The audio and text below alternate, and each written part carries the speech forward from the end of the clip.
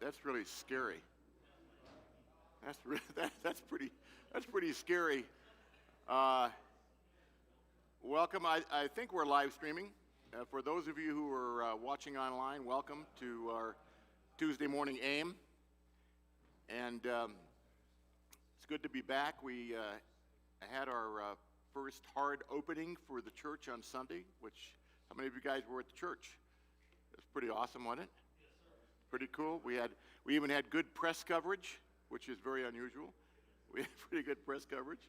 A quick announcement before we get started. Bruce Hutchin, who's kind of been orbiting around our church for a while, and he's starting to come now, and Bruce is here this morning, and his wife, Kathy, we need to be praying for her. She had major back surgery, and she's in the hospital, and she's probably another 30 days in recovery and an extreme amount of pain. And Bruce is retired and needs a storm door.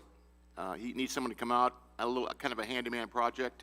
If you want to make a few extra bucks, go out and measure for it, grab a storm door and install it for him. He would be very grateful. So Bruce is right here. If you're interested in that or know someone who might be, please come up and let him know afterward. This morning we're gonna go into about 3 or 4 weeks, maybe a little longer, on navigating trials. Some of you have heard my story. I think I shared it here about a year ago, a story about what we learned through the difficult situation when Cindy was in the hospital. Many of you guys remember that, when she contracted H1N1 pneumonia. I'm going to be telling you more about that here in just a moment. But right now, there are a lot of people that are going through difficulties, going through trials, and we like to say that, God doesn't waste a good trial in life were it not to teach us something. And the important thing for us to remember when we're going through stuff like this is that there's always a lesson in there if we'll look for it. And as we unpack some of the material over the next several weeks, and I've got Ryan coming, by the way, and he's going to be bringing 1 or 2 sessions on the whole navigation theme, and being a part of this teaching as well. I didn't see Ryan this morning. I'm not sure where he's at, but so navigating trials, and we are starting all of these sessions with kind of the same idea. And I heard this some time ago, and I thought I'd put it into some slides.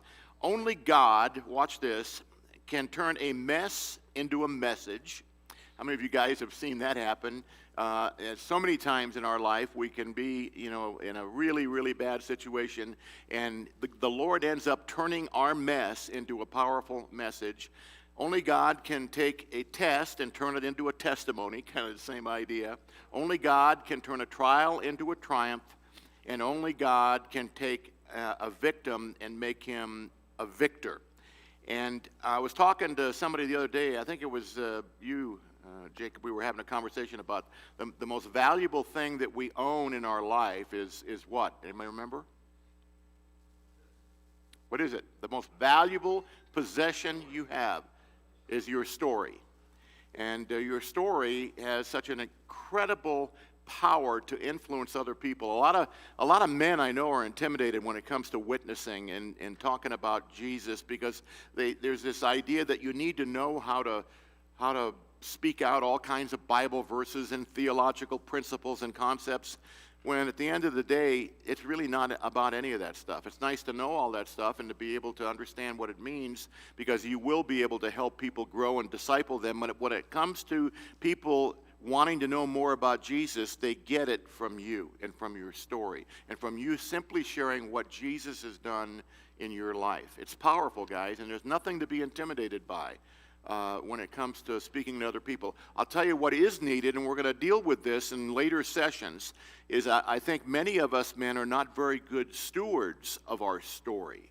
How do we take our story and narrow it down? I mean, I've had the benefit of telling my story literally tens of thousands of times over the last 20 years. And we've had probably 15,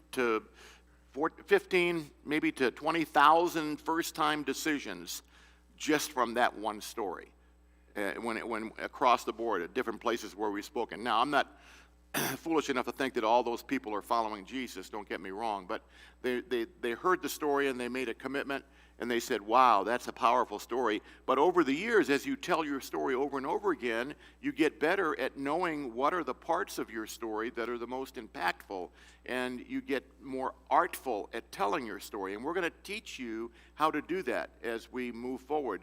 You ever heard about the elevator speech concept? You know, how can you take this complicated concept and distill it down to the elevator speech? And how many of you know it's a lot harder to put together a 10-minute message than it is a 45-minute message? And so that was a challenge, by the way, when we were doing these 12, 15-minute messages that Pat ended up producing for us. It's a challenge. But when you're telling your story, it's the same thing. You need to condense it, find out the points that people, you really get people's attention, and then really you go with those stories. This morning, I want to kind of open up by telling you a little bit of a story of what happened, again, expanding on what happened with Cindy. But before I do, another verse that I found in the Bible that kind of talks about how God is involved in our trials and difficulties. In Judges, prior to Judges 3:2, there's an explanation of all the different battles that the nation of Israel had entered into. There was battle after battle after battle. And in Judges 3:2 is an interesting verse. It says, He, the Lord, did this, allowed the battles to happen.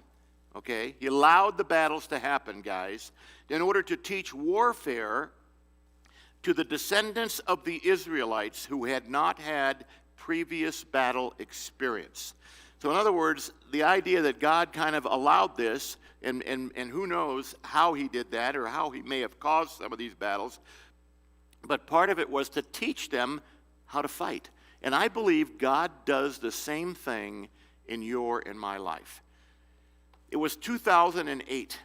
I was at New Life Church helping them with their men's ministry. I think I was not on staff, but I was kind of a consultant for them back in 2008. And I was praying one day in the prayer center, and the Lord gave me a word. I've shared this here. I think I've shared it from the pulpit. He gave me a word, and there were actually 5 words. My people are not prepared. You guys remember that? 5 words. This is what he said. My people are not prepared. My people meaning you and I, people who call him Lord. And when I got that word, I thought, what does that mean? I wasn't sure what that meant.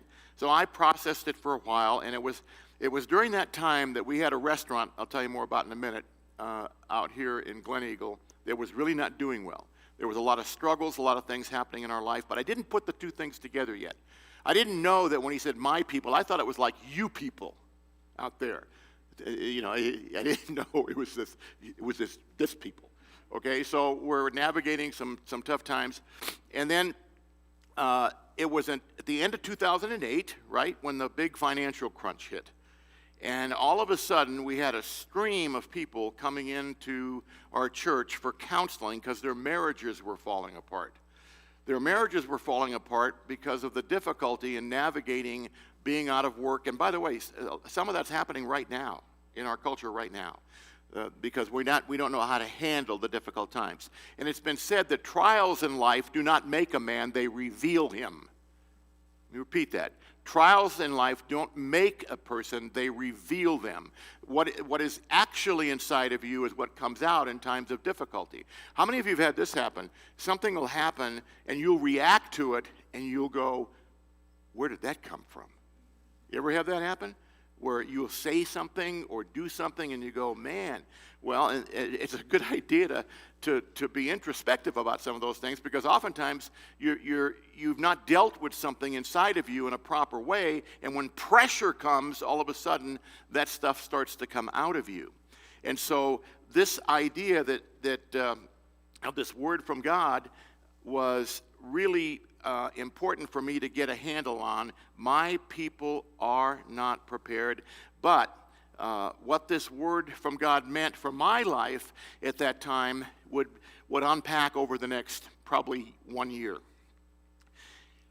I don't remember the day we opened this restaurant, but many of you may remember the place. It is the old Cactus Rose restaurant up in Glen Eagle, right by the golf course there. We bought it.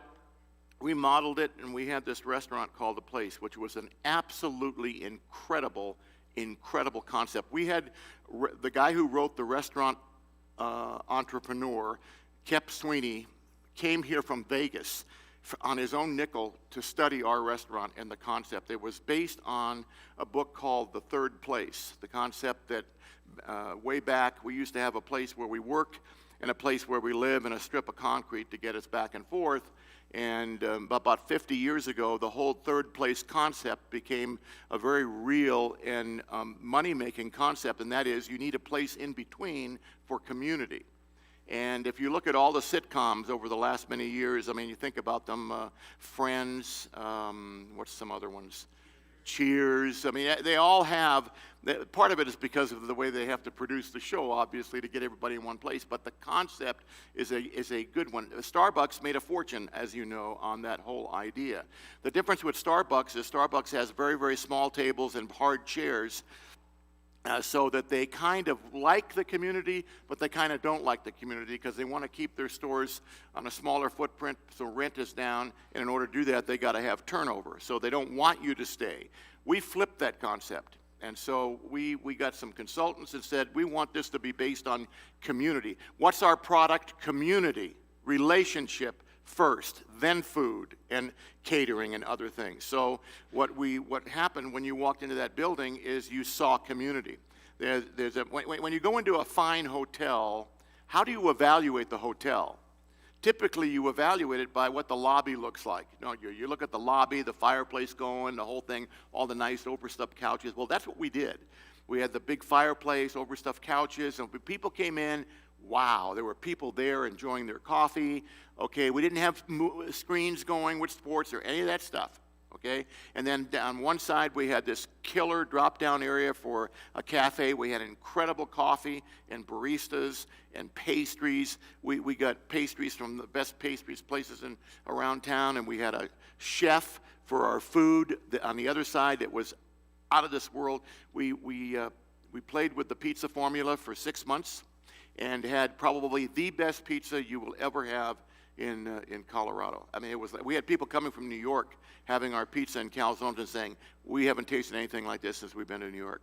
The concept was amazing. We did weddings and catering and all of that kind of stuff.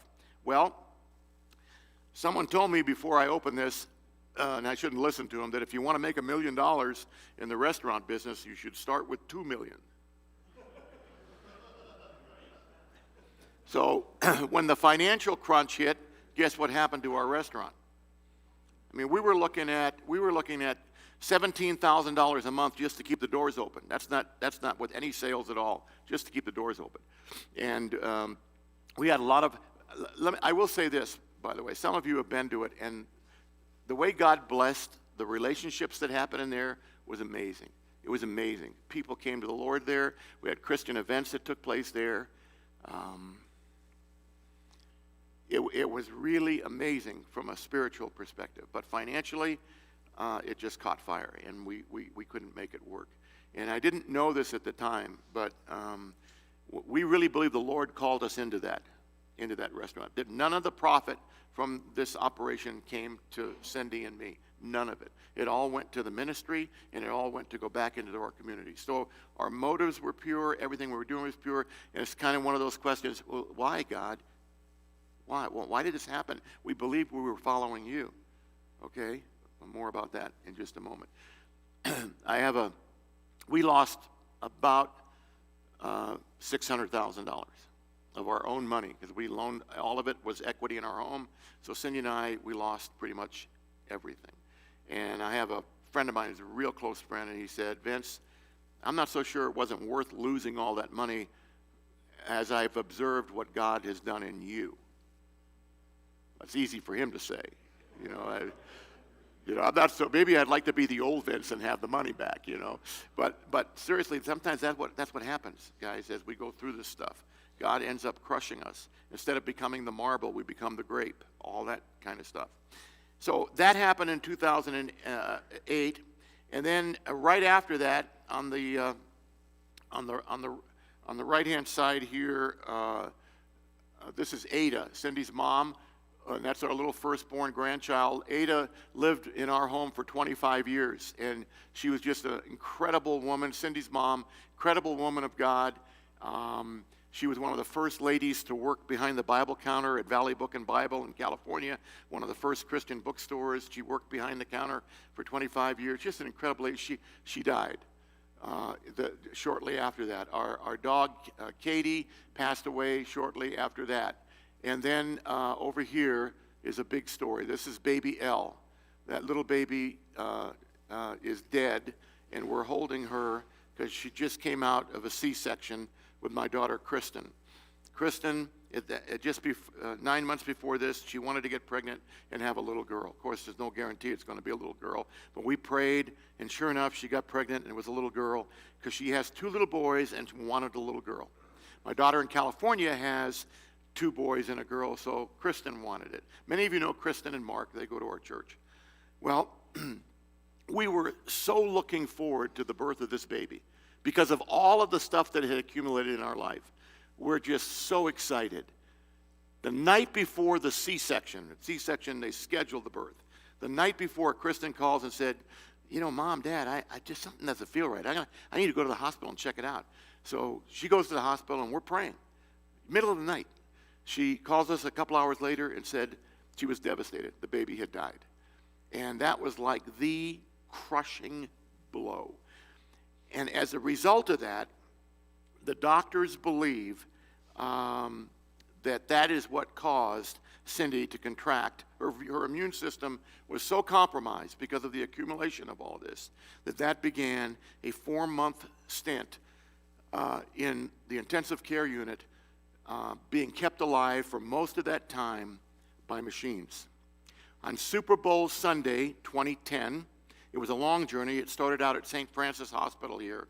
And by the way, as a contrast to what's happening today, what happened with this coronavirus came nowhere near close to what was happening back then. When she went into ICU there were 18 people in ICU in that one hospital that were on ventilators. They were worried about running out of ventilators. I don't think we ever got to that point here. That's in one hospital. Okay, not to mention, we saw 2 people die the time we were there. Just people that we knew and visited with in the waiting room area. So 4.5 months in ICU, another 2 months in different rehab places. Through that journey, Super Bowl Sunday 2010, the doctors brought me into a little room at St. Anthony's Hospital in Denver. And they showed me all the reports, the MRIs, the CT scans, everything. And they said, Mr. Dacchioli,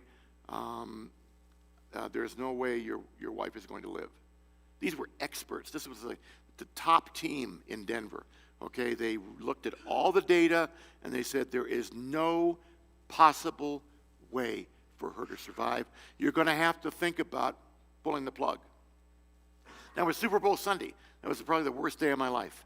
I had just come back from a trip, went through the hospital in Denver, and on my way down here to go to a Super Bowl gathering, and I ended up driving, crying all the way down here, got to the Super Bowl gathering, and that became a prayer meeting.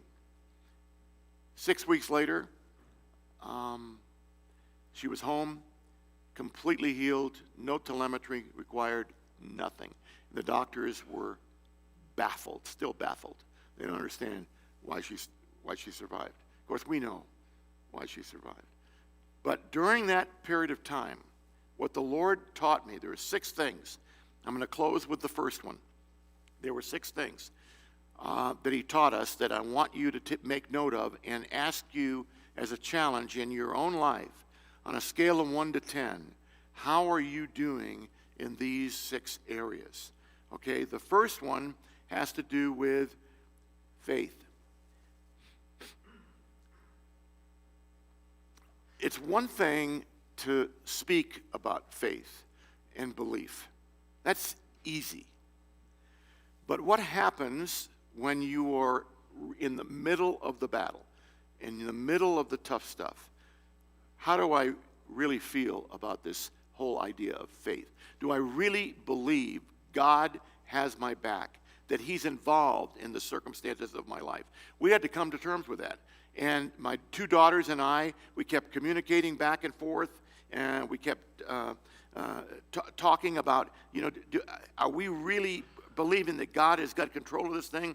My daughter Kristen was stronger than I was. She came up with this little jar.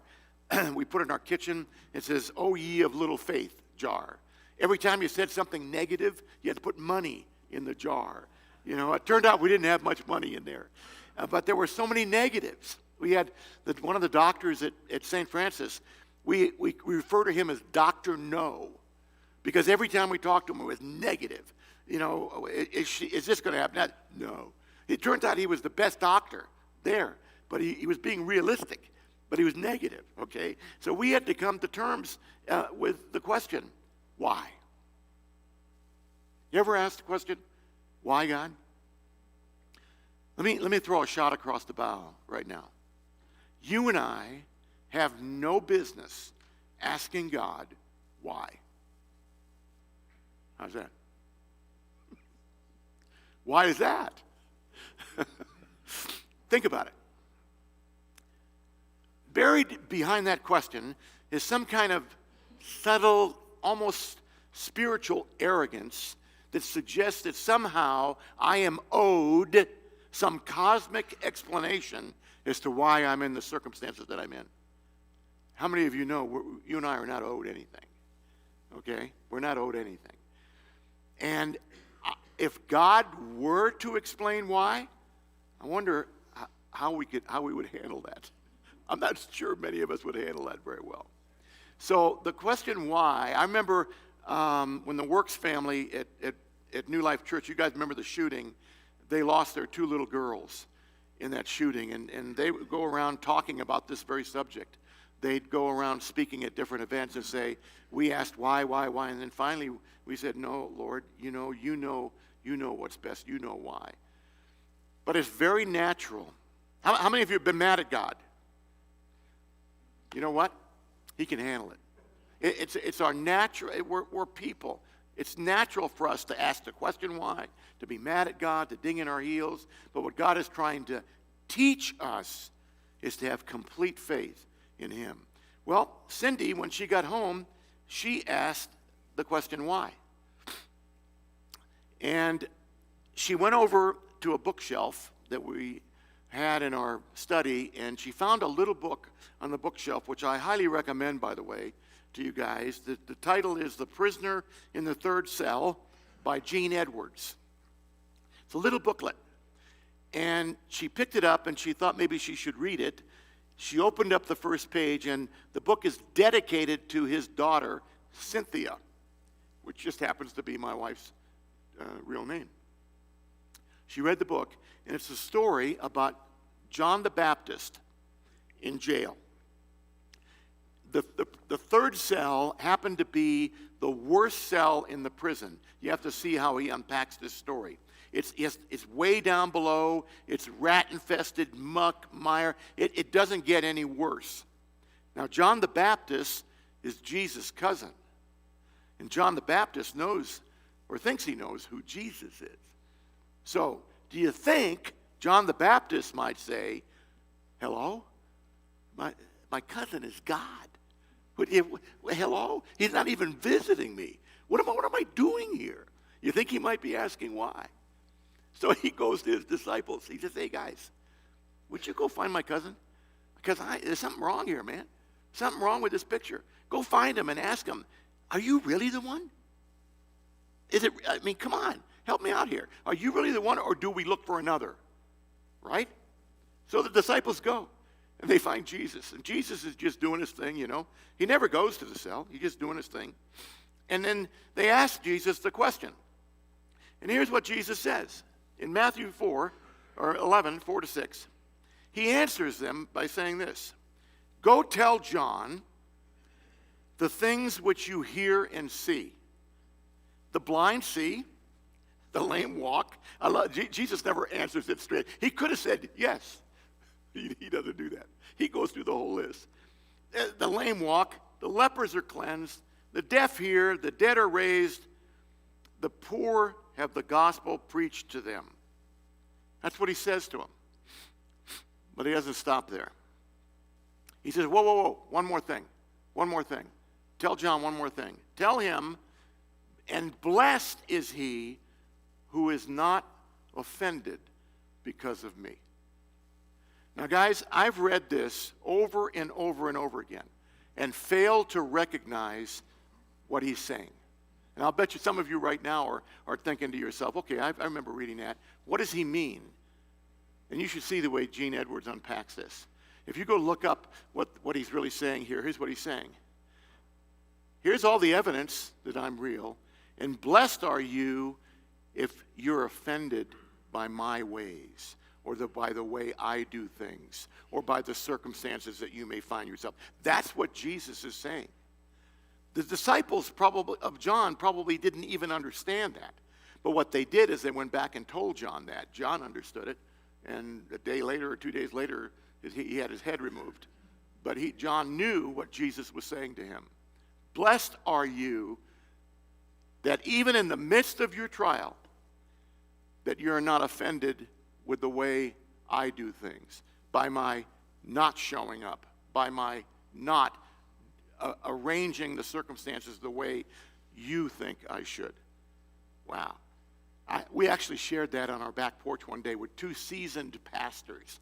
Cindy shared this, okay? And the two pastors are looking at each other and going, you know what? We've preached on this stuff for years and never saw that. In the midst of your struggle, we'll leave it here. Are you believing and are you expecting God in your circumstances? Listen, guys, there's a difference between those two things. A woman can believe that she's going to become pregnant one day, but when that same woman is expecting, she buys the furniture. You get the difference. We did that, actually. We were believing toward the end of this, and we actually went out and bought the furniture. We arranged a main floor room so Cindy wouldn't have to navigate the stairs to go to our master bedroom. The room where her mom was when she lived with us, we arranged it for her. It turns out she never needed it. She was able to climb the stairs, but we were expecting God to show up. And you'll see as we unpack this material, we go further, we got to a point where, because people have asked me, Vince, if the Lord had taken Cindy, would your message be any different? And I can honestly say to you, men, no, it wouldn't. I couldn't have said that in the beginning.